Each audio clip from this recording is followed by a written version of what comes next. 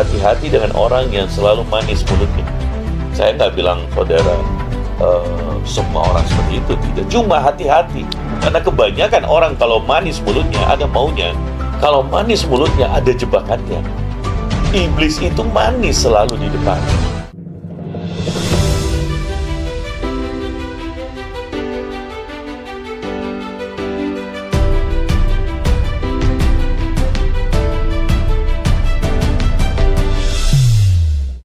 Selamat pagi, dan pagi ini saya akan lanjutkan sebenarnya masih dengan tembok Yeriko bagian kedua, tapi saya berikan tema yaitu penghalang kemajuanmu.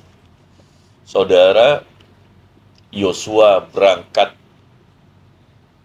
bersama bangsa Israel ingin ke tanah Kanaan, dan di tengah jalan ada Yeriko, tembok Yeriko menjadi penghalang. Nah, kemarin kita udah bicara banyak hal. Saudara silahkan dengarkan khotbah untuk tembok Yeriko seri 1 karena sedih begitu powerful. Dan saya ingin masuk yang bagian yang kedua ini, yaitu dan saya berikan tema penghalang kemajuanmu. Nah, kita perlu tahu setiap orang kita pengen maju, benar, amin. Setiap saudara punya destiny Tuhan, rencana Tuhan atas hidup setiap kita. Dan setiap kita Tuhan menciptakan kita dengan sebuah tujuan. Tetapi di dalam perjalanannya seringkali ada yang menjadi tembok atau penghalang, sehingga kemudian orang tidak bisa sampai kepada tujuan. Nah, itulah yang akan kita renungkan, sharingkan pagi hari ini. Dan saya berdoa firman ini benar-benar saudara bisa menangkap, dan saudara menyimpannya, merenungkannya, dan saudara menghidupinya. Dan karena ini sangat luar biasa. Baik, 1 Korintus 15 ayat 33. 1 Korintus 15 ayat 33, firman Tuhan berkata, "Janganlah kamu sesat, pergaulan yang buruk merusakkan kebiasaan yang baik." Terjemahan The King James begini, janganlah tertipu. Nah, saya ambil kutip ya, jangan tertipu. Jadi iblis itu apa? Membunuh, membinasakan, berdosa, menipu. Jadi cara iblis itu dari dulu sampai sekarang, ya seperti itu. Tidak kreatif, saudara. Oleh sebab itu kita mesti pandai, kita mesti berhikmat, dan saudara tahu bagaimana dia menipu. Jadi firman Tuhan berkata, jangan tertipu. Komunikasi yang jahat merusak perilaku yang baik.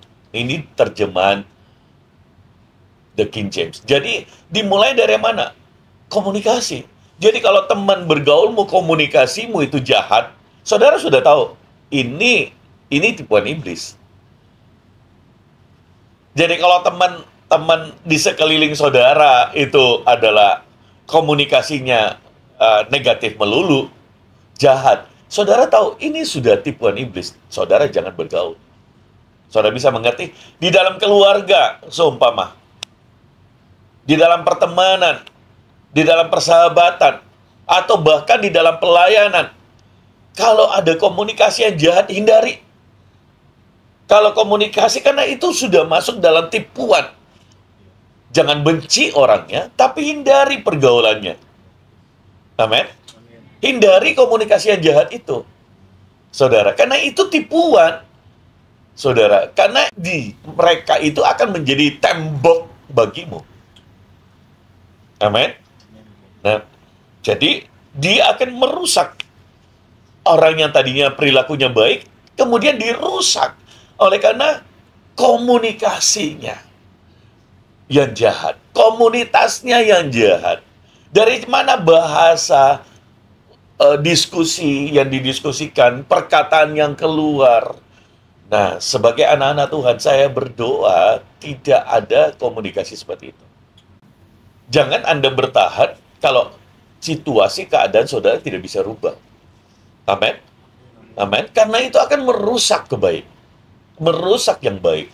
Kalau saudara nggak bisa mengubah situasi itu, saudara harus mengambil diri dari pergaulan itu. Amin. Amin.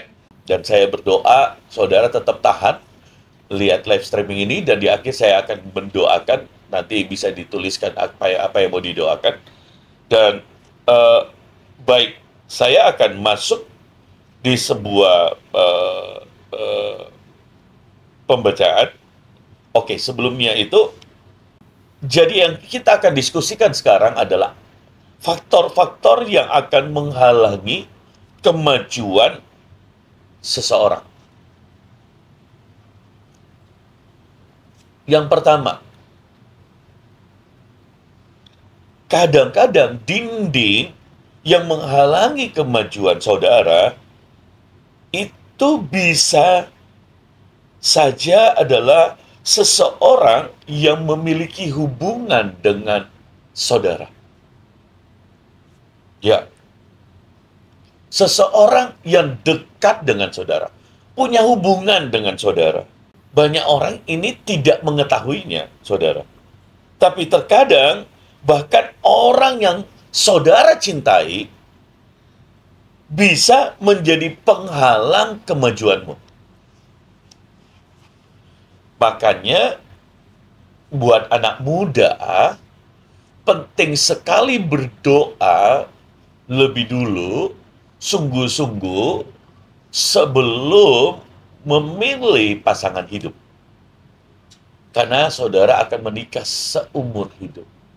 Haruslah yang sepadan, kata firman Tuhan. Karena dia haruslah sevisi. Kalau tidak, dia bisa jadi penghalang. Haruslah, kalau suami istri, harus senantiasa menyirami istrinya dengan firman. Jadi di dalam keluarga, suami istri ini harus berdiskusi firman. Suami itu harusnya kerohaniannya lebih tinggi daripada istri. Pak, bagaimana kalau suamiku itu belum bertobat, saya duluan bertobat? Saudara diskusikan, doakan, seringkali mendorong suamimu agar supaya nanti kerohaniannya lebih daripada saudara. Nah, seorang istri yang rohaninya lebih rendah, itu suami harus menyirami dengan firman Tuhan. Dari mana Pak rohani itu bisa tahu tinggi atau rendah? Bukan bermaksud menghakimi, saudara. Tetapi kita bicara ini tentang penghalang. Karena seringkali orang itu masih bayi-bayi rohani. Nah, bagaimana? Seringkali dia yang akan jadi penghalang, saudara. Nah, bagaimana caranya? Saudara harus seringkali menyirami dia dalam firman dan berdiskusi. Kemudian menyamakan pemikiran itu, sehingga dia bisa mengerti. Karena sudah jadi suami istri. Atau dulu belum kenal Tuhan, sudah suami istri, dan ya sekarang bertumbuhlah bersama-sama. Nah, ini penting sekali, itu hubungan suami istri, saudara. Kadang-kadang yang bisa menjadi penghalang orang-orang yang kita cintai, bahkan yang lain. Bisa itu saudara atau hal yang lain, saudara. Nah, kalau yang penting antara suami istri, saya mendapatkan sesuatu begini, saudara. Kalau seorang suami jatuh, dia jatuh di tempat, di level istrinya. Jadi kebayangkan kalau suaminya level istrinya sangat di bawah, dia akan jatuh dan sulit untuk biasanya bangkit. Kenapa? Karena levelnya terlalu jauh. Tapi kenapa suami istri perlu sepadan? Karena ketika dia jatuh tidak jauh dan dia bisa bangkit. Amin. Karena istri adalah penolong, makanya wanita itu penting sekali peranannya. Ibu dalam rumah tangga itu penting sekali, saudara. Karena dia lebih banyak waktu di rumah dengan anak-anak. Nah, ini penting sekali kerohanian itu yang sepadan, saudara. Baik, itu poin yang pertama. Ya. Jadi siapa yang bisa menghalangi saudara menjadi tembok? Bahkan orang yang kita cintai. Orang yang memiliki hubungan dengan kita. Ya, itu bisa jadi penghalang daripada kemajuan saudara. Jadi yang pertama itu, bagaimana menyikapinya, Pak? Bagaimana menyikapinya? Nah, harus menyikapinya dengan berdoa. Ini penting. Jadi kalau keadaannya sudah seperti itu, ya berdoa. Dan engkau akan melihat pelan-pelan terobosan demi terobosan itu. Pemulihan akan terjadi. Saya memberi sebuah contoh ya, yaitu dalam kehidupan Abraham dengan Lot. Kejadian 12, ayat 1 sampai dengan ayat yang kelima, saudara, di situ tergambar bagaimana Lot berangkat bersama-sama dengan Abraham keluar dari Ur Kasdim, meninggalkan tempat menuju tempat yang akan dia tuju, yaitu tanah Kanaan. Tapi saat itu belum disebut. Kejadian 12 ayat 1 sampai 5. Berfirmanlah Tuhan kepada Abraham, pergilah dari negerimu, dari sanak saudaramu, dan dari rumah bapamu ini ke negeri akan kutujukan kepadamu. Aku akan membuat engkau menjadi bangsa yang besar dan memberkati engkau, serta membuat namamu masyhur dan engkau akan menjadi berkat. Tuhan bicara kepada Abraham. Dan aku akan memberkati orang-orang yang memberkati engkau dan mengutuk orang-orang yang mengutuk engkau. Dan olehmu semua kaum di muka bumi akan mendapat berkat. Ayat yang keempat. Lalu pergilah Abraham seperti yang difirmankan Tuhan kepadanya, dan Lot pun ikut bersama-sama dengan dia. Abraham berumur 75 tahun ketika ia berangkat dari Haran. Ayat yang kelima, Abraham membawa Sarai istrinya dan Lot, anak saudaranya, dan segala harta benda yang didapat mereka, dan orang-orang yang diperoleh mereka di Haran. Mereka berangkat ke tanah Kanaan, lalu sampai di situ. Lihat saudara, awalnya Abraham membawa seluruh keluarga, termasuk Lot kemenakannya. Tapi apa yang terjadi? Di Kejadian pasal yang ke-13, tadi Kejadian pasal 12, Kejadian pasal 13, kemudian Lot memisahkan diri. Lot terpisah dari Abraham.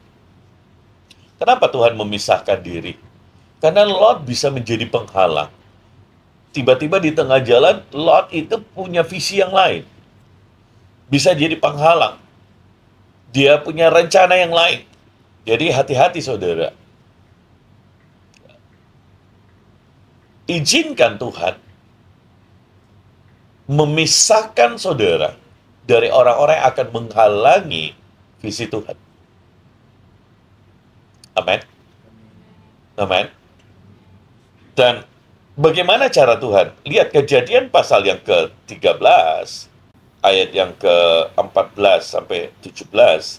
Di sini, setelah Lot berpisah pada Abraham, berfirmanlah Tuhan kepadanya, pandanglah sekelilingmu dan lihatlah, dan tempat engkau berdiri itu ke timur dan ke barat, utara dan selatan. Sebab seluruh negeri yang kau lihat itu akan kuberikan kepadamu dan kepada keturunanmu untuk selama-lamanya. Firman ini belum ada sampai dengan Lot dipisahkan. Jadi yang mengambil keputusan untuk pisah adalah Lot sendiri juga, bukan Abraham. Kenapa? Karena sudah terjadi pertengkaran, itu sudah tidak sevisi. Saudara, makanya itu penting sekali adalah menjaga selalu sevisi. Jangan ada pertengkaran. Kalau ada kemudian terjadi pertengkaran di antara itu, satu waktu Tuhan akan pasti memisahkan, karena tidak mungkin orang hidup bersama dengan bertengkar. Makanya pentingnya saudara, harusnya Lot itu begini saudara, dia ngerti bahwa dia diberkati Tuhan oleh karena Abraham. Tetapi sayangnya Lot tidak ngerti itu. Dan akhirnya ketika dia diberkati, dia merasa mungkin dia sudah diberkati karena dia sendiri, wah mungkin saya lebih hebat dari Abraham, oke saya lebih ini. Dan Abraham berkata, daripada kita bertengkar dan kemudian didengar oleh orang, silahkan engkau pilih kemana. Dan kemudian dia lihat Sodom dan Gomora, wah itu begitu bagus Sodom dan Gomora. Dan akhirnya apa? Dia pilih Sodom dan Gomora. Alasannya apa? Seperti taman Tuhan. Tapi ternyata Sodom dan Gomora itu penuh dengan dosa. Tapi apa yang dilihat oleh mata jasmani saudara, tidak seperti apa yang dilihat Tuhan. Hati-hati. Kalau dasarnya adalah bukan dari Tuhan, hati-hati, saudara. Yang harusnya Lot itu bertobat, bukan malah memisahkan diri. Dulu, kadang sifat manusia begini, kalau dia nggak punya apa-apa, dia bisa rendah hati. Tapi begitu diangkat Tuhan, sifat daging itu menjadi sombong. Lu siapa? Saya juga bisa. Nah, gitu. Apalagi dia sudah punya juga gembala-gembala, sudah punya banyak ternak, punya banyak pekerja, punya banyak bujang. Wah, dia mulai. Dan dia pikir, wah saatnya untuk saya mandiri, saatnya untuk saya memisahkan diri. Akhirnya apa? Sodom dan Gomora itu di bumi hanguskan. Tapi saya tidak ingin bicara tentang Lotnya. Saya ingin bicara tentang Abraham yang luar biasa. Begitu tembok yang menghalangi dia dipisahkan, tiba-tiba Tuhan berkata, kamu naik ke atas gunung, dari utara, selatan, timur, dan barat. Seluruh matamu memandang, aku akan berikan tanah itu. Wah, itu sebuah tanah yang dulunya dia nggak miliki. Itu sebuah tanah yang dulunya dia agak pernah pikir. Tapi Tuhan berkata, aku berikan padamu. Kalau Tuhan berkata, aku berikan, ya Tuhan berikan. Dan ketika tanah yang Tuhan berikan, itu menjadi tanah yang penuh dengan susu dan madu. Itu menjadi tanah Kanaan. Amin, saudara? Amin. Jadi, sebelumnya dia nggak bisa lihat. Kenapa? Karena ada Lot yang menghalangi. Jadi hati-hati, saudara. Dalam bahkan keluarga yang memiliki hubungan, itu kemenakannya sendiri. Bisa menjadi tembok. Jadi hati-hati, kita ini orang Indonesia. Kadang-kadang bahkan itu family man. Orang yang begitu kuat kekeluarganya. Saudara setuju dengan saya ya? Kita ini orang Asia. Dan orang Asia itu orang Indonesia lah umumnya ya sekarang. Itu family man. Ya beda dengan orang ya orang lulu gua gitu atau ini. Tapi kita ini benar-benar family man. Tapi ada satu hal yang harus disikapi dengan positif, yaitu family man yang membawa saudara mencapai destinimu. Sebab kalau kau hanya mengandalkan hubungan, tapi saudara akhirnya hubungan itu menghalangi destiny Tuhan atas hidup, kau tidak akan bisa sampai. Itu menjadi penghalang, tembok Yeriko. Amin. Dan saudara harus tahu, matamu harus bisa melihat itu. Bahwa hubungan bisa menjadi penghalang. Makanya penting sekali berhati-hati di dalam menjalin hubungan, saudara. Ya. Ayat 16, dan aku akan menjadikan keturunanmu seperti debu tanah banyaknya, sehingga jika demikian, jika seandainya ada yang dapat menghitung debu tanah, keturunanmu pun akan dapat dihitung juga. Bersiaplah jalanilah negeri itu menurut panjang dan lebarnya, serta kepadamu lah akan kuberikan negeri itu. Saudara, luar biasa. Negeri itu bukan hanya buat Abraham, sampai ke keturunannya. Saudara, gini loh, Abraham itu sangat sayang kepada Lot, makanya dia ajak keluar. Sedih nggak hatinya ketika pisah dengan Lot? Sedih nggak? Sedih. Dia belum punya anak. Jadi Lot itu sudah kemenakan, dia mungkin dianggap seperti anak sendiri. Tapi dipisahkan. Karena itu jadi penghalang. Dipisahkan oleh Tuhan.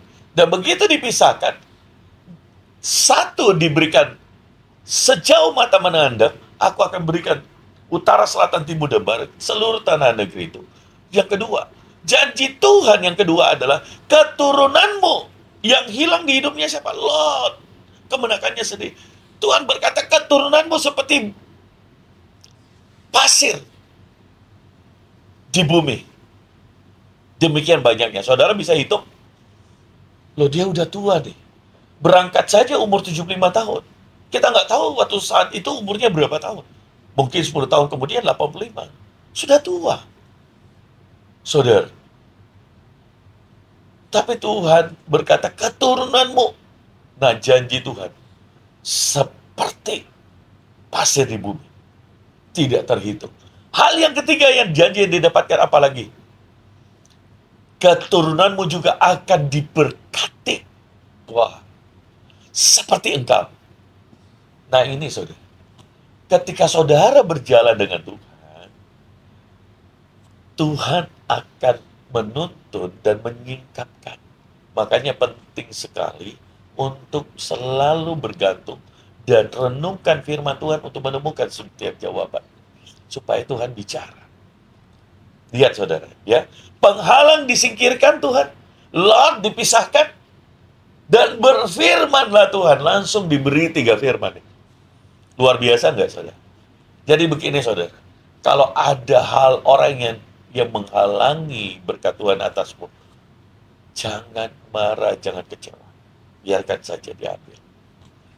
Nanti Tuhan akan berikan engkau berkat yang jauh lebih besar. Kalau ada orang yang kemudian dia pisahkan dirinya, dia ngomongin jelek, sudah sabar aja. Nanti kan Tuhan akan bicara dan dia akan berikan berkatnya yang jauh lebih besar. Firman-Nya. Amin, saudara. Amin. Yang penting hatimu jangan jahat dengan orang. Amin, saudara. Baik. Saudara yang berkati, amin. Tahan terus. Kita baru poin yang pertama. Ada 3 poin. Dan poin yang ketiga itu powerful, luar biasa. Jadi kunci yang pertama, bukan penghalang yang pertama apa? Orang yang terhubung dengan saudara. Jadi hati-hati. Itu bisa keluarga, saudara. Ya, orang yang begitu dekat, bahkan yang saudara cintai, itu bisa jadi penghalang.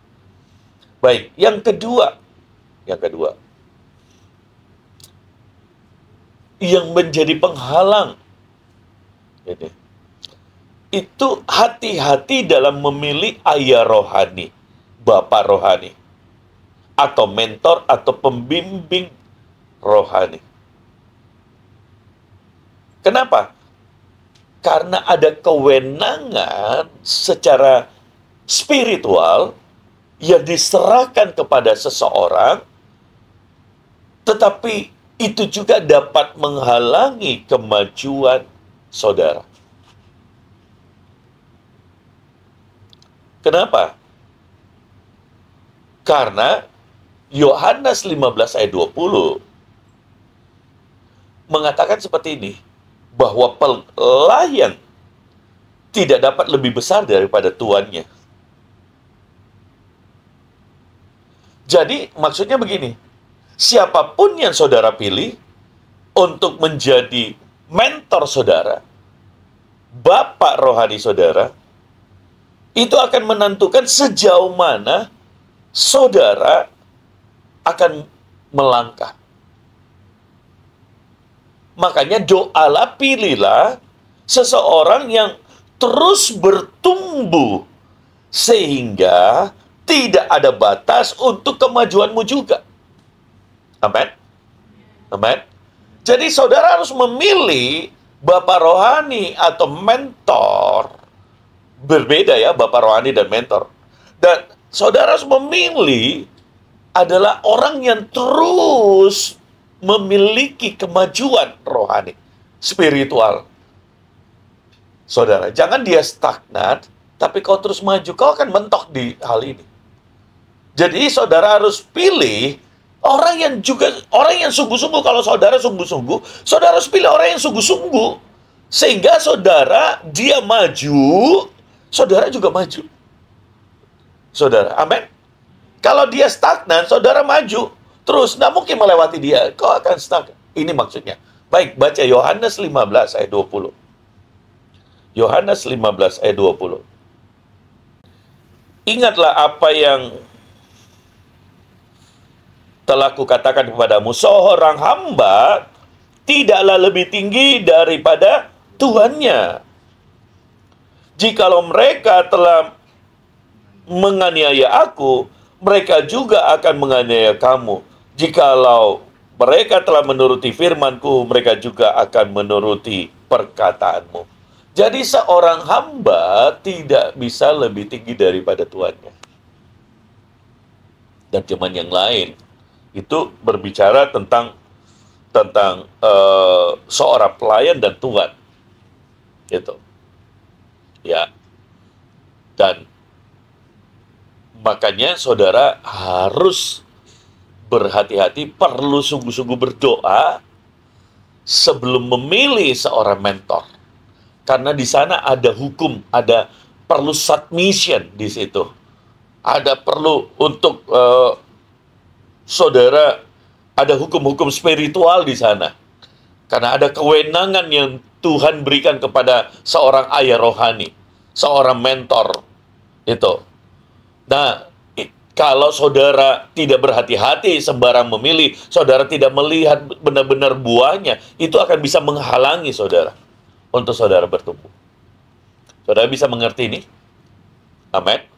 Nah, 1 Raja-Raja 13, saudara bisa lihat itu, ayat 1 sampai 24. Itu sebuah contoh. Tapi saudara, kita jangan, tidak usah baca. Itu saudara tinggal tuliskan hal itu.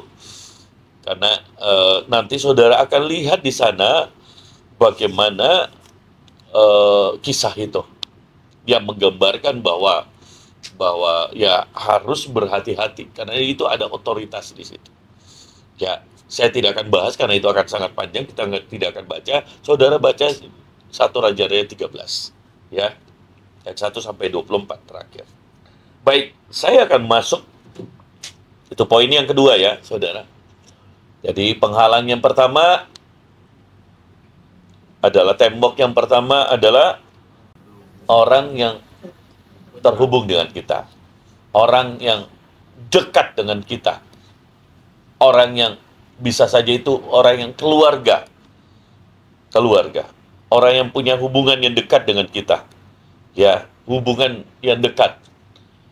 Hubungan keluarga kepada saudara. Mungkin itu juga orang yang saudara kasihi. Saudara. Nah, yang kedua adalah hati-hati memilih ayah rohani atau mentor. Ya, yang ketiga. Nah, saudara, makanya taat dan yang ketiga ini seringkali ini yang banyak, paling banyak orang ini yang menjadi temboknya. Yang ketiga ini. Yaitu yang bisa menjadi tembok Yeriko atau menghalangi kemajuanmu adalah temanmu, sahabatmu. Nah, ini penting. Untuk sebagian besar orang begitu dekat dengan temannya, padahal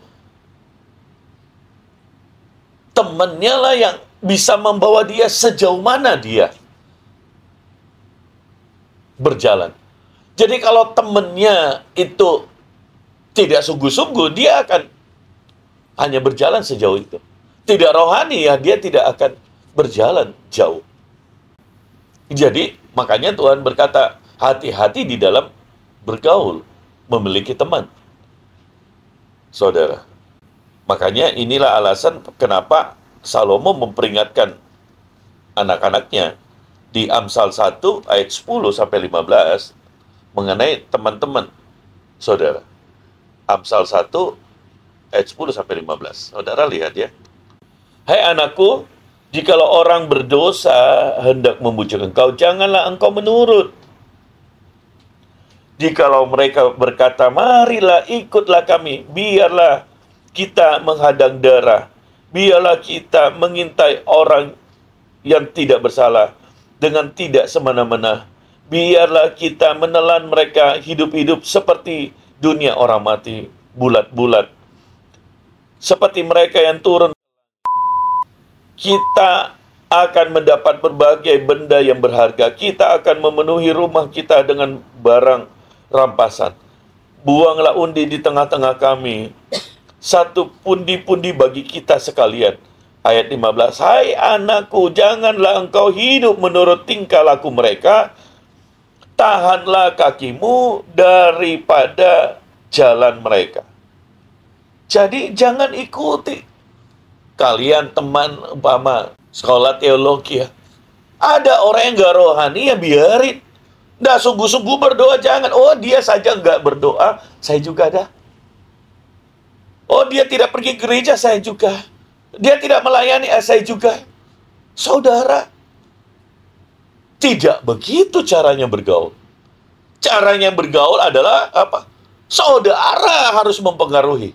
Kalau saudara tidak bisa mempengaruhi yang baik, tinggalkan pergaulan itu. Bukan membenci ya. Ya sudah, jangan bergaul. Gitu.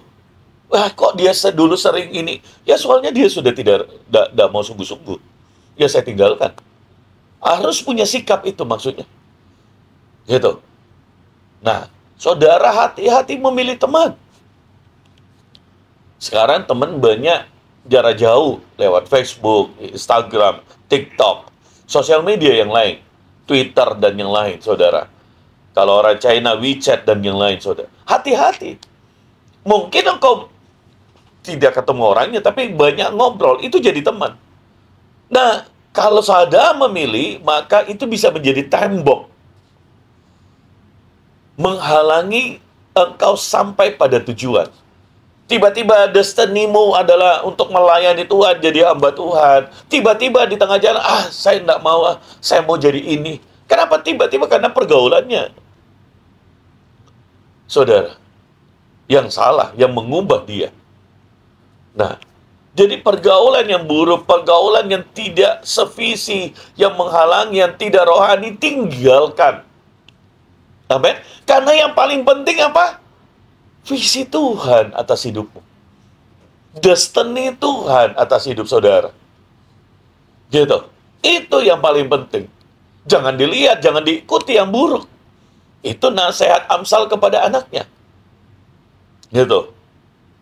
Jadi, orang-orang yang di sini terlihat itu, hai anakku, jikalau orang berdosa hendak membujuk engkau, janganlah engkau menurut. Jadi, itu sifatnya teman itu membujuk.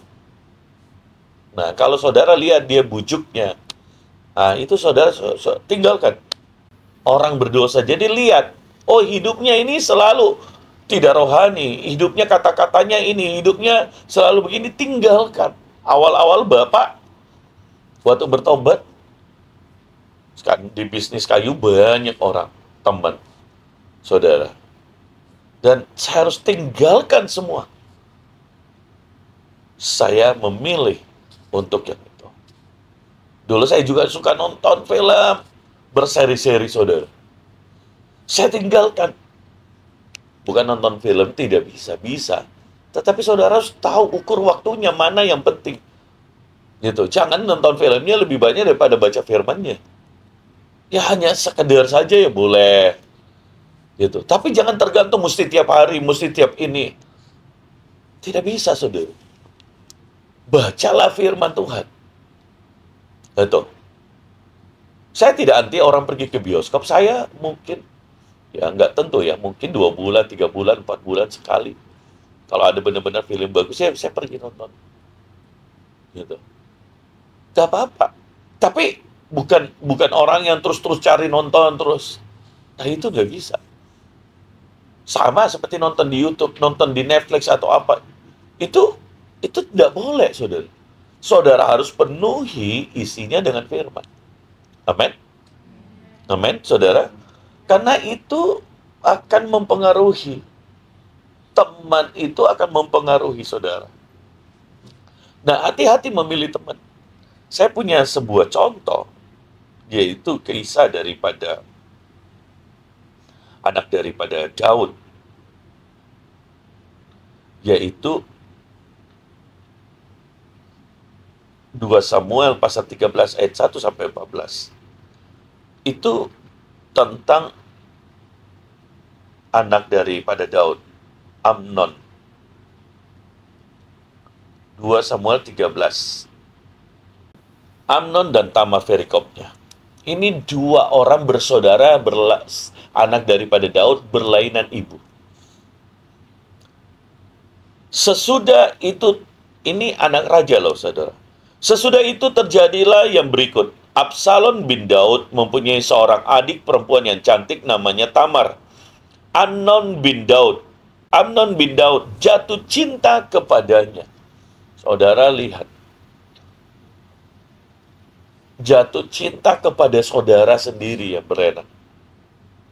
Dosa apa enggak? Dosa. Tidak bisa. Tapi apa yang terjadi? Hati Amnon, ayat yang kedua, sangat tergoda sehingga ia jatuh sakit karena Tamar, saudaranya itu. Saudara lihat kurang ajar nggak? Sebab anak perempuan itu masih perawan dan menurut anggapan Amnon mustahil untuk melakukan sesuatu terhadap dia. Amnon mempunyai seorang sahabat yang bernama Yonadab, anak Simea, kakak Daud. Jadi ini masih keluarga juga. Jadi Yonadab ini adalah kemenakan dari Daud. Anak dari Simea. Simea itu kakaknya Daud. Punya anak namanya Yonadab. Jadi Yonadab dengan Amnon ini sepupu. Jadi sahabat. Saudara bisa mengerti? Nah, ini punya hubungan kan. Satu sahabat, yang kedua adalah dia masih keluarga, sepupu. Nah, makanya saya bilang begini, hati-hati dengan hubungan. Kalau salah menjalin hubungan dengan ini, itu bisa jadi tembok penghalang. Nah, apa yang terjadi, saudara? Ayat yang keempat katanya kepada Amnon, "Hai anak raja, mengapa engkau demikian merana setiap pagi? Tidakkah lebih baik engkau memberitahukan kepadaku?" Kata Amnon kepadanya, "Aku cinta kepada Tamar, adik perempuan Absalom, saudaraku itu." Nah, ini kelihatannya teman yang baik. Hei, kau ada apa perhatian? Sok perhatian kan, saudara. Hati-hati dengan orang yang selalu manis mulutnya. Saya nggak bilang saudara semua orang seperti itu, tidak. Cuma hati-hati. Karena kebanyakan orang kalau manis mulutnya ada maunya. Kalau manis mulutnya ada jebakannya. Iblis itu manis selalu di depan. Jadi kalau ada orang yang, oh iya Pak, pura-pura submission, ini begini, wah begini. Belum tentu di belakang, cek di belakang. Apakah dia benar-benar ya? Dia jangan sampai dia yang gosipin. Dia yang cerita. Gak perlu yang biasa saja. Tapi hatimu benar-benar tulus. Amin. Amin, saudara. Nah, ayat yang kelima. Lalu berkatalah Yonadab kepadanya, "Berbaringlah di tempat tidurmu dan berbuat pura-pura sakit. Apabila ayahmu datang menengok engkau, maka haruslah engkau berkata kepadanya, izinkanlah adikku Tamar datang dan memberi aku makan. Apabila ia menyediakan makanan di depan mataku sehingga aku dapat melihatnya, maka aku akan memakannya dari tangannya." Saudara lihat usulannya. Ini loh kalau salah memilih sahabat teman. Usulannya sepertinya dia care, peduli. Harusnya apa? Dia tegur, "Hei, kamu ini berdosa." Harusnya apa dia berkata? "Hei, kenapa kamu tidak takut Tuhan? Hei, kenapa kamu sampai berpikir seperti itu?" Harusnya dia tunjuk tuh sahabatnya. Tapi kalau sahabatnya itu adalah orang yang tidak takut Tuhan, hanya manis di mulut, padahal dia ini kemenakan Daud juga. Dia masih sepupu, saudara. Dia buatkan nasihat seakan-akan peduli dengan Amnon. Dan kemudian akhirnya apa? Saudara baca sampai akhir. Amnon jatuh memperkosa Tamar yang adalah adiknya sendiri. Jadi lihat, saudara. Setelah itu Amnon tidak pernah lagi disebut. Seorang dari anak Daud. Yang dimana Daud itu adalah orang yang begitu dikenal Tuhan. Sungguh-sungguh seorang raja yang besar. Saudara, harusnya apa? Paling tidak dia bisa jadi raja atau pangeran yang putra mahkota atau apa menggantikan nanti Daud. Kalau dia sungguh-sungguh. Tapi destininya dipotong karena salah memilih teman, salah memilih sahabat. Jadi saudara hati-hati. Saudara bisa melihat ini? Sahabat atau teman yang salah itu bisa menjadi penghalang dari kemajuanmu. Penghalang dari destiny Tuhan. Saudara. Nah, oleh sebab itu bergaulah dengan orang yang tepat. Doakan baik-baik. Jangan tergiur dengan hanya kebaikannya yang di awal, orang begini. Lihat, firman Tuhan berkata teman yang baik itu akan menasehati saudara. Tapi kalau saudara lihat, kalau kau berbuat salah dan temanmu tahu bahwa kau berbuat salah dan dia biarkan, atau dia malah mendorongmu, kau harus tahu, ini teman yang tidak baik. Tapi kan, orang sukanya teman yang mana? Yang suka memuji kan? Yang suka mengikuti apa maunya kan, walaupun itu salah ya. Sudah Mi, nggak usah kita pergi ke gereja. Sudah nggak usah melayani. Iya, aduh sih kita ini capek toh. Kita baru pulang ini, sudah ini begini. Oh iya deh, saya mesti ikuti karena kemarin dia ikuti saya. Itu teman begitu, keplak saja. Singkirkan. Waktu awal saya bertobat, teman saya banyak sekali. Mereka sebut saya ketua kelas. Saudara, pabrik kayu apa. Tapi begitu bertobat, saya tinggalkan. Kenapa? Karena kalau saya masih bergaul, itu akan menghalangi kemajuan saya. Jadi di hidupku adalah mau memilih orang-orang yang mau serius. Yang bermain-main, saya akan hindari. Silakan pilih. Amin. Jadi mulai hari ini, pilihlah untuk serius kalau mau sungguh-sungguh. Itu. Agar supaya maju bersama. Ya. Maju untuk sungguh-sungguh. Makanya saudara penting untuk memilih siapa yang akan bersama-sama. Jadi 3 penghalang. Pertama, hati-hati dengan orang yang memiliki hubungan yang dekat, keluarga dengan saudara. Karena ini bisa menjadi penghalang kemajuanmu.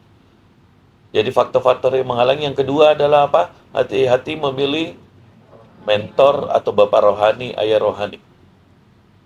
Karena engkau hanya bisa, kalau dia tidak maju, kau akan mentok juga. Jadi saudara harus pastikan dia adalah orang yang terus maju. Serius sungguh-sungguh, supaya kalau dia bertumbuh, saudara bertumbuh. Ya, karena seorang pelayan tidak bisa melebihi tuannya. Elisa, dia meninggalkan segala sesuatu karena dia lihat Elia ini orang yang sungguh-sungguh. Dia mau ikut Elia. Dan benar, sampai di ujungnya akhirnya dia dapat 2 bagian roh daripada Elia. Kenapa? Karena dia lihat Elia seorang nabi yang sungguh-sungguh pada Tuhan. Jadi kalau saudara mau mengikut seseorang, ikutlah orang yang sungguh-sungguh. Tapi aneh juga, ada orang yang nggak mau ikut sungguh-sungguh, ya nggak apa-apa. Kayak Lot. Yang ketiga adalah hati-hati dalam memilih teman, sahabat. Karena dia menjadi tembok, karena dia akan membawa kau berjalan. Jadi kalau dia memberi nasihat yang salah, maka engkau akan salah. Itu akan bisa menjadi tembok.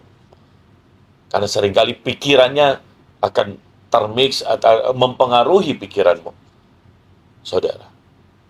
Dan saya berdoa, firman Tuhan hari ini sungguh-sungguh memberkati kita. Hati-hati saudara untuk di dalam hidup saudara. Dan mari kita berdoa.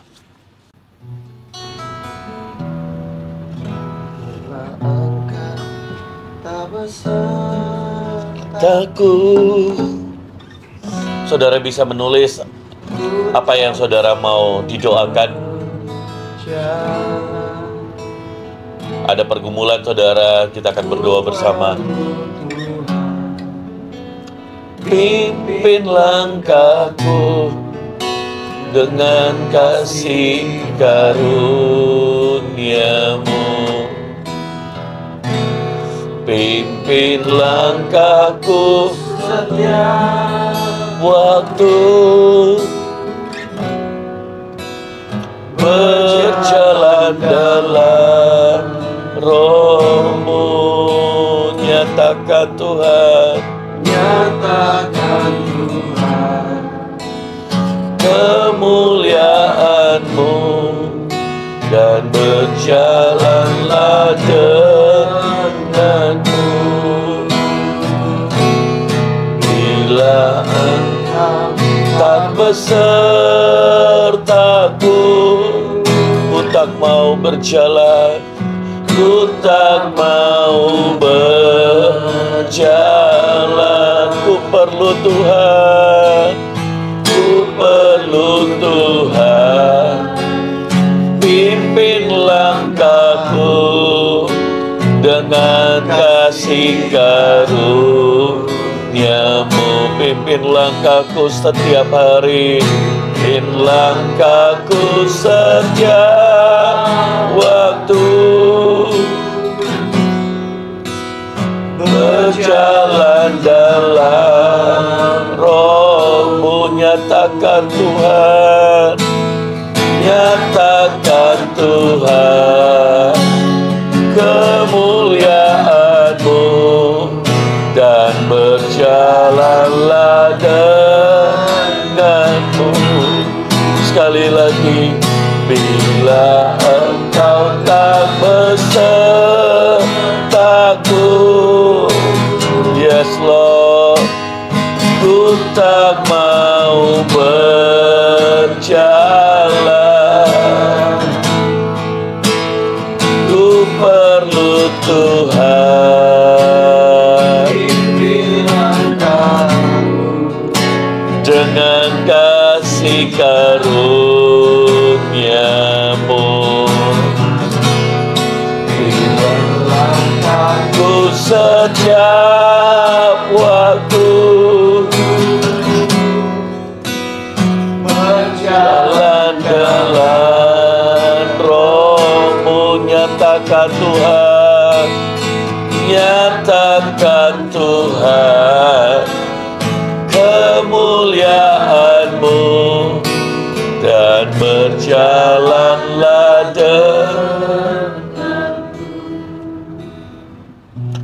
Saudara, mari kita berdoa. Berjalanlah dengan kami Tuhan. Waktu Kau berjalan bersama kami percaya kami kuat. Berkat yang terbesar adalah bukan uang yang banyak, bukan harta yang banyak, tapi ketika kami dekat dengan Engkau. Dan di dalam nama Yesus, berjalanlah, tuntunlah dan pimpin setiap anak-anak-Mu. Kami berdoa buat Bapak Pendeta Lamhot Purba di dalam pelayanannya. Tuhan, kami berdoa, turunkan berkat-Mu, urapan-Mu atas hamba-Mu. Di dalam pelayanannya di Dairi Sidikalang, sebagai seorang hamba Tuhan, berikan pewahyuan, urapan, dan kuasa Tuhan. Dan di dalam nama Yesus, sehingga dia mampu ketika melayani, semakin banyak jiwa dimenangkan. Tuhan berkati juga keluarganya Tuhan. Dan di dalam nama Yesus kami berdoa buat saudara Noah juga. Kami berdoa sembuhkan sakitnya. Sakit tekanan darah tinggi, sakit kepala. Dan di dalam nama Yesus, Tuhan, oleh bilur-bilur Yesus, jadikan dia sembuh dalam nama Tuhan Yesus. Kami berdoa buat Pak Lamhot di dalam pembangunan gereja, membutuhkan dana. Tuhan, kami berdoa, Engkau pencipta langit dan bumi, Engkau yang memenuhi setiap kebutuhan akan rumah-Mu hingga selesai. Buka pintu Tuhan, kirimkan donatur-donatur, berkati setiap jemaat, dan terlebih biar jemaat bertumbuh dewasa di dalam Kau. Dan di dalam nama Yesus kami percaya pekerjaan Tuhan yang dimulai dari Engkau, Kau akan menyelesaikannya dan berbuah, bertumbuh di dalam Kau. Dalam nama Yesus kami berdoa buat Jane juga Tuhan. Di dalam nama Yesus, untuk dia dapat segera untuk mendapat tempat sekolah Kristen di Pulau Banyu. Kami berdoa di dalam nama Yesus. Berkati, urapi, biar apa yang dirindukan itu terjadi. Kami berdoa buat Besti Guci, agar Bayu dijamah Tuhan dari sakitnya. Dalam nama Yesus, dalam nama Yesus. Terima kasih, dan doa-doa yang lain kami angkat tangan kami dan kami terima berkat yang dari Tuhan. Di dalam nama Bapa, Putra, dan Roh Kudus, di dalam nama Yesus. Terimalah berkat Tuhan ini. Diberkatilah keluarga saudara, diberkatilah pelayanan saudara, diberkatilah bisnis, pekerjaan, dan studi saudara, diberkatilah keluar masuk saudara. Lihat tanganmu diurapi Tuhan. Apa yang saudara sentuh, Tuhan buat menjadi besar, beruntung, dan berhasil. Dan di dalam nama Tuhan Yesus kami berdoa. Amin.